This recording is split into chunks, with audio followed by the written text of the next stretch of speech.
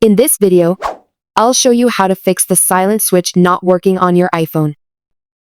So, make sure to watch the video till the end. First, you need to check the action button customization settings. Launch the Settings app on your iPhone. Swipe up and tap on the action button.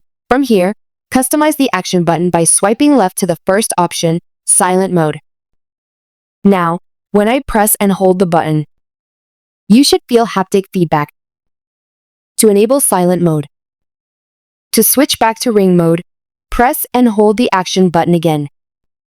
If your action button is still not working, try the next step. Use Control Center.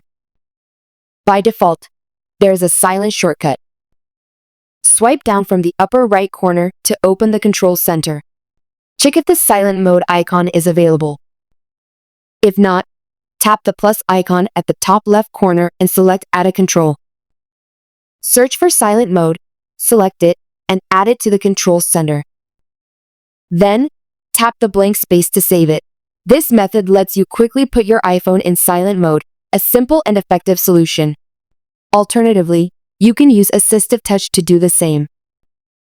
However, remember that Assistive Touch may consume more battery, making it a less efficient option. If your iPhone still doesn't mute, try the next solution. Force restart iPhone. Press and release the volume up button. Press and release the volume down button. Press and hold the side power button until the Apple logo appears. Ignore the slide to power off option and keep holding the button.